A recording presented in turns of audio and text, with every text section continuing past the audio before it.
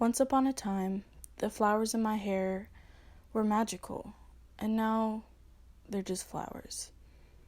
Once upon a time, Christmas Day was magical. Now it feels like everybody just sees it as another day.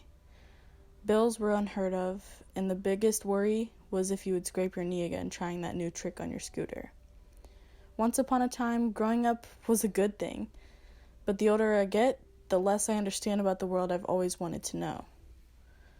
The important things are things that aren't even considered. Why would you worry about being happy and excited to live when you're making good money? They ask.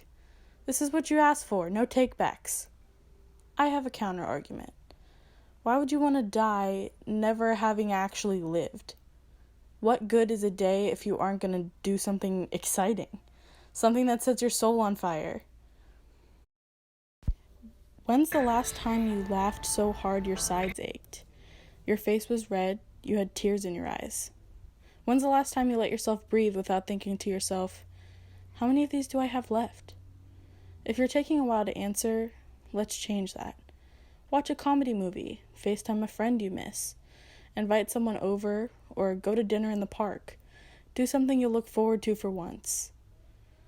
One of my favorite artists, Russ, said this: "We were born to make a dent.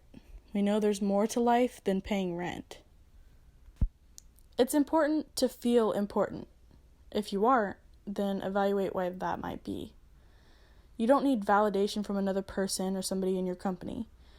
Maybe get a pet or a plant or make an online friend. Since I was a child, I've always felt the need to feel needed, if that even makes sense.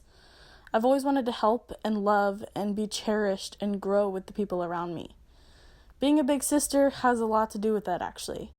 And it was my duty to protect them from whatever may have caused them harm. Maybe that's my anxiety talking, or maybe I was just destined to be the world's greatest big sister.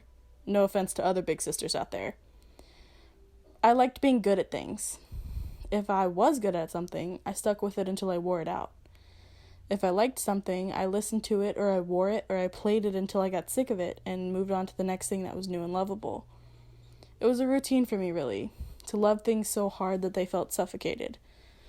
I'm sure that the One Direction album Up All Night would certainly have things to say about being overused if it could say. I wasn't good at sports, so I didn't do them. I wasn't good at cooking, so that's off the list as well. I wasn't good at being mean or cleaning or even taking responsibility for my own actions, so I didn't do any of those either. Well, until recently. Lately, I've been allowing myself the freedom to breathe, to see, to enjoy things instead of constantly wondering what's next.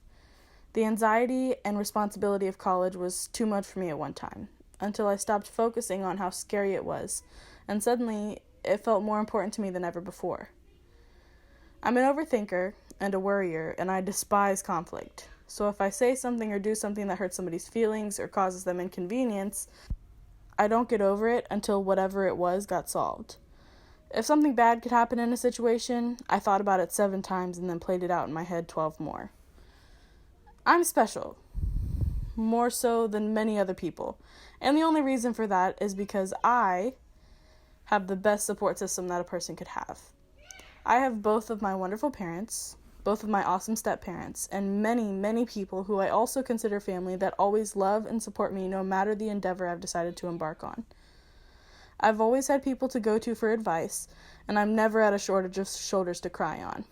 I am the most grateful person, and my people are, in fact, the best people. I'm optimistic for the future, and thanks to everyone that I love, I know it'll be a bright one. I hope one day I can make a difference in someone's life in the way that mine has been affected by theirs. I've been feeling more inspired these days, and I'm over the moon to be able to express myself so freely and wholeheartedly. I want to thank you from the bottom of my heart. And if you've stuck around this long, don't worry, because my journey is just beginning.